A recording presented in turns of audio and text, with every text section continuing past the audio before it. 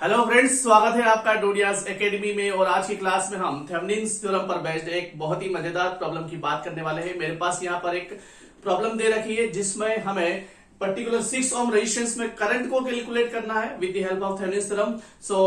कई हम theoretical explanation और कई प्रॉब्लम यहाँ पर देख चुके हैं। पिछली वीडियोस में मैं आपको 2 से 3 प्रॉब्लम थेवेनिन पर बेस्ड में आपको यहाँ पर सॉल्व करके बता चुका हूँ। आज एक और नई प्रॉब्लम है जो कि आपके एग्जाम में पूछी गई है। बहुत ही आसान और बहुत ही क्विकली सॉल्व होने वाली प्रॉब्लम है। चलो मजेदार तरीके से इसको आप देखते हैं, समझते हैं कि किस तरह से इस तरह की प्रॉब्लम को सॉल्व किया जा सकता है। स्टेप 1 में हम क्या करेंगे, देखिएगा हमारे पास यहाँ पे जो सर्किट दे रखा है इसमें जो लोड रेजिस्टेंस होगा वो 6 ओम हो जाएगा, क्योंकि जहां पर भी हमें करंट कैलकुलेट करना होता है वो अपने आप में एक लोड रेजिस्टेंस हो जाता है। इसका थ्योरेटिकल एक्सप्लेनेशन मैंने आपको पिछली क्लासेस में मैं देख चुका हूं। यदि आपने थेवेनिन्स थ्योरम का थ्योरेटिकल एक्सप्लेनेशन नहीं देखा है तो चिंता की कोई बात नहीं है।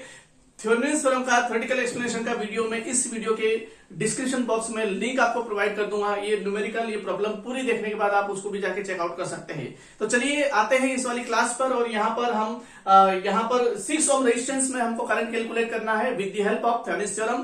तो यानी कि इसका मतलब ये हुआ कि ये जो 6 ओम का रेजिस्टेंस है यह आपका लोड रेजिस्टेंस हो जाएगा। इसे हम क्या कहेंगे, load resistance, that is RL कहेंगे। और स्टेप 1 में हमें क्या करना होता है, सबसे पहले जब हम सॉल्यूशन की बात करते हैं तो स्टेप 1 में हम जो लोड रेजिस्टेंस होता है उसको हम रिमूव कर देते हैं। लोड रेजिस्टेंस को रिमूव करने के बाद जो सर्किट को हमें रीड्रॉ करना होगा, तो आप देखिएगा सर्किट कुछ इस तरह से आपके पास बनकर सामने आ जाएगा। और इस पर्टिकुलर सर्किट में आप देख रहे होंगे कि जो लोड रेजिस्टेंस है उसको हम हटा देंगे। बाकी जो सोर्सेस है, देखिएगा जो सोर्सेस है, जैसे कि मेरे पास 2 एम्पीयर का करंट सोर्स है, यहाँ पर 2 ओम का एक रेजिस्टेंस है, और मेरे ख्याल से यहाँ पर एक बैटरी है, that is the voltage source of 12 volt. And यहां पर था रेजिस्टेंस जिसे हमने लोड टर्मिनल कहा, लोड रेजिस्टेंस कहा। इसको 2 मिनट के लिए अगर हम नामकरण करना चाहें तो इसको मैं कह सकता हूं ए और इसको कह सकता हूं बी, यानी कि this A and B terminal kept open circuited. यहां से हमने लोड रेजिस्टेंस को रिमूव कर दिया गया है। इनकी वैल्यूज में लिखना चाहूंगा, this is 4 ohm, this is again 4 ohm resistance, this is of battery of value 12 volt and this is the resistance of 2 ohm and here is the current source of 2 ampere। सो आप देख रहे होंगे कि यहां पर आपके पास सर्किट आ चुका है। और स्टेप 1 में हमने क्या किया है, इस लोड टर्मिनल को रिमूव किया है। यहां पर रिमूव करने के बाद जो सर्किट बना है, इस सर्किट में हमें यहां पर पर्टिकुलर टर्मिनल पर ए और बी टर्मिनल पर वोल्टेज कैलकुलेट करना होगा। ये ए और बी टर्मिनल पर जो वोल्टेज आएगा यही आपका क्या कहलाएगा, थेवेनिन्स वोल्टेज कहलाएगा। जब हम इस टर्मिनल को ओपन कर देते हैं, यानी कि ये सर्किट, ये वाला लूप पूरा ओपन लूप सर्किटेड हो जाता है, और इसकी वजह से यहां पर इस पर्टिकुलर लूप में कोई करंट नहीं फ्लो होगा। यानी कि जब मैं अगर वोल्टेज की बात करूंगा तो जो भी वोल्टेज होगा इस लूप में करंट फ्लो होने की वजह से होगा और इसकी वजह से होगा। अगर हम इसको बारीकी से देखें तो आप देखेंगे कि ये जो पर्टिकुलर ब्रांच है, इस ब्रांच में जो टोटल करंट होगा इस 2 एम्पियर की वजह से फ्लो होगा। यानी कि ये जो 2 एम्पियर का करंट सोर्स है, अगर ये सर्किट नॉर्मल होता तो this 2 ampere current will be divided particular at this point in this 2 branches, ठीक है। लेकिन ये क्या हो गया, ओपन हो गया। इसकी वजह से टोटल 2 एम्पियर का करंट ये 2 ओम में चला जाएगा। इसकी वजह से हमें यहां पर समझ में इतना क्लियर हो गया है कि समझ में आ गया है कि यहां पर इस 2 ओम में टोटल करंट जितना भी 2 एम्पियर करंट आ रहा है यहां पे फ्लो होगा, ठीक है।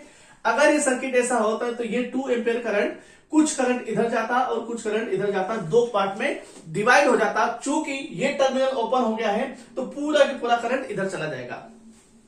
इसका मतलब क्या हुआ, अब यहां पर करंट फ्लो हो रहा है 2 एम्पियर और यहां पर रेजिस्टेंस है 2 ओम। इसका सीधा मतलब ये है कि इस पर्टिकुलर 2 ओम में जो वोल्टेज ड्रॉप होगा वो क्या हो जाएगा, 2 into 2 दैट इज 4 वोल्ट, ठीक है। और इसकी पोलरिटी भी क्या हो जाएगी, पोलरिटी कुछ इस तरह से प्लस माइनस हो जाएगी। अब आप देख रहे होंगे कि जब हमें ए और बी टर्मिनल पर जब वोल्टेज निकालना है तो आपके पास एक बैटरी आ रही है 12 वोल्ट की और एक बैटरी एक तरह से कह सकते हैं जो कि 4 वोल्ट की, और दोनों की पोलरिटी अपोजिट है। यानी कि अगर मुझे VAB लिखना हो, थेवेनिन्स वोल्टेज लिखना हो, तो मुझे दोनों को क्या करना होगा, जब हमने पढ़ रखा है कि जब 2 वोल्टेज सोर्स सीरीज में कनेक्टेड हो और दोनों की पोलरिटी अलग अलग हो तो दोनों का जो रिजल्टेंट वोल्टेज होता है वो सब्ट्रैक्शन होता है। और सब्ट्रैक्शन होने के बाद सब्ट्रैक्शन भी किसमें होगा, higher voltage minus lower voltage होगा। यहाँ पर देख सकते हैं आप, हायर वोल्टेज क्या है 12 वोल्ट, इसमें से 4 वोल्ट को माइनस कर देंगे और पोलैरिटी जो है हायर वोल्टेज की रखी जाएगी। दैट इज ये आपको जो वैल्यू मिलेगी 12 वोल्ट में से आप माइनस करेंगे 4 वोल्ट को, तो आपको क्या मिल जाएगा 8 वोल्ट बैटरी यहां पर मिल जाएगी। VTH की वैल्यू 8 वोल्ट आपके पास आ रही है, ये ध्यान रखिएगा। और पोलैरिटी क्या हो जाएगी, जो ये वाले टर्मिनल की जो हायर वोल्टेज की पोलैरिटी वो हो जाएगी। ठीक है, तो कुल मिला के मैंने यहां पर VTH कैलकुलेट करा, दैट इज दी 8 वोल्ट। तो ये थी हमारी स्टेप 1। स्टेप 1 में हम क्या करते हैं, लोड टर्मिनल को रिमूव करके VTH कैलकुलेट करते हैं। Now let us move further for the step 2। और स्टेप 2 में हम क्या करते हैं, हमको कैलकुलेट करना होता है Thevenin's resistance, that is RTH। जब भी किसी सर्किट में हमें इक्विवेलेंट रेजिस्टेंस कैलकुलेट करना हो, इक्विवेलेंट रेजिस्टेंस कैलकुलेट करना हो, तो उस पर्टिकुलर सर्किट में हमें जितने भी सोर्सेस हैं उनको उनके इंटरनल रेजिस्टेंस के थ्रू रिप्लेस किया जाता है। ये वाला सर्किट मैंने यूज करूंगा क्योंकि यहां पर मैं लोड टर्मिनल को हटा चुका हूं और इसी पर्टिकुलर पॉइंट पर मुझे RTH कैलकुलेट करना होता है। बस इस सर्किट में जितने भी सोर्सेस हैं, यानी कि 2 एम्पीयर का करंट सोर्स है, ये 12 वोल्ट की बैटरी है, इन दोनों को मुझे रिप्लेस करना होगा इनके इंटरनल रेजिस्टेंस से। इंटरनल रेजिस्टेंस से रिप्लेस करने के बाद जब आप देखेंगे, अब देखिएगा ये 12 वोल्ट की बैटरी है, तो इसको मुझे शॉर्ट सर्किट करना होगा और जितने रेजिस्टेंस है वो तो एज इट इज रहेंगे, उनको कुछ नहीं करना है। और ये करंट सोर्स जो आ रहा है 2 एम्पीयर का, इसे आप क्या करेंगे, ओपन सर्किट कर देंगे। तो ये पर्टिकुलर एक्सरसाइज करने के बाद आपके पास सर्किट अगेन कुछ इस तरह से दिखाई देगा और यहाँ का जो A और B का जो रेजिस्टेंस है वही क्या कहलाएगा, आपका थेवेनिन्स रेजिस्टेंस कहलाएगा। अब ये देखिएगा, ये जो रेजिस्टेंस है 4 ओम है, this resistance is again of 4 ohm and this is of 2 ओम।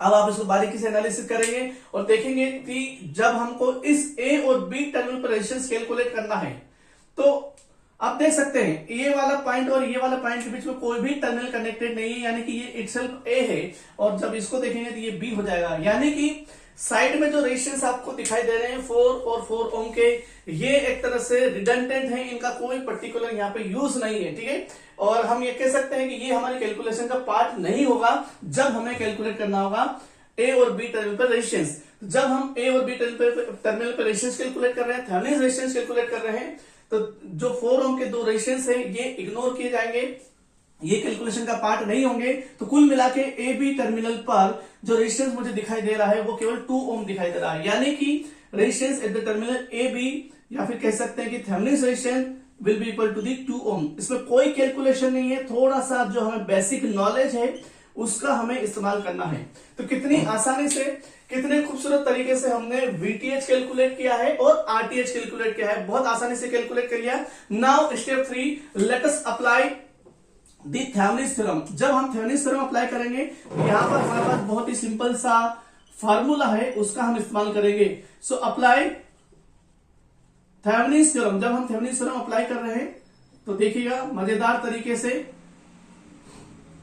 जो हमने फार्मूला पढ़ रखा है थ्योरेटिकल एक्सप्लेनेशन में मैं ऑलरेडी बता चुका हूं। इस वीडियो को देखने के बाद एक बार उसको भी जाकर चेकआउट कर लेना अगर आपने नहीं देखा है तो थेवेनिन्स थ्योरम क्या कहती है कि any linear bilateral complex electrical circuit can be replaced with a simple electrical circuit having a single voltage source in series with single resistance, and this voltage source is known as the Thevenin's voltage and this resistance is known as a Thevenin's resistance, and this is what, this is the load terminal AB। और यहां पर जो हमने load resistance हटाया था उसको again यहां पे रिकनेक्ट कर दिया जाएगा। जो लोड रेजिस्टेंस हमने हटाया था उसको मैं यहां पर कनेक्ट कर दूंगा, जिसकी वैल्यू क्या थी 6 ओम।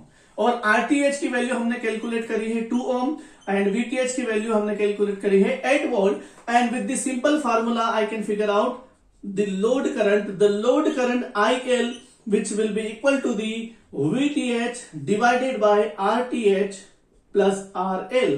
सारी वैल्यूज मेरे पास है, सारे जो वेरिएबल्स हैं इनकी न्यूमेरिकल वैल्यूज मेरे पास है। सो VTH is 8 volt, RTH is 2 and the RL is the 6।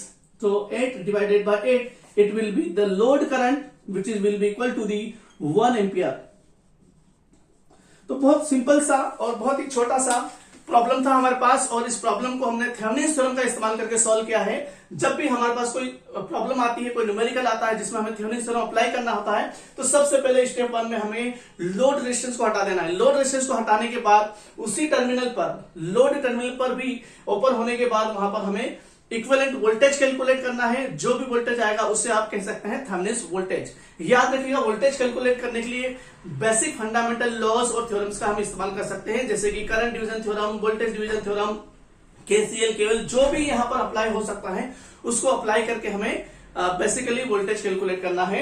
Step 2 में हम क्या करते हैं, इसी टर्मिनल पर जितने भी सोर्सेज है उस सर्किट में उनको रिप्लेस कर देंगे इंटरनल रेजिस्टेंस के थ्रू, और उसी टर्मिनल पर हमें आरटीएच कैलकुलेट करना है, यानी कि इक्विवेलेंट रेजिस्टेंस कैलकुलेट करना है। और जो इक्विवेलेंट रेजिस्टेंस आएगा वही आपका क्या कहलाएगा, थेवेनिन्स रेजिस्टेंस कहलाएगा। स्टेप 3 में हमारे पास थेवेनिन्स रेजिस्टेंस है, थेवेनिन्स वोल्टेज है, तो स्टेप 3 में हम थेवेनिन्स थ्योरम अप्लाई करके हम बेसिकली सिंपल सर्किट यहां पर डेवलप कर लेंगे, जिसमें वीटीएच और आरटीएच एक दूसरे के सीरीज में होंगे, और जो लोड टर्मिनल हमने स्टेप 1 में रिमूव किया था उसको वापस से रिकनेक्ट कर देंगे, और सिंपल सा फार्मूला हम यूज करेंगे, load current IL is equal to the VTH, यानी कि Thevenin's voltage divided by the Thevenin's resistance plus the load.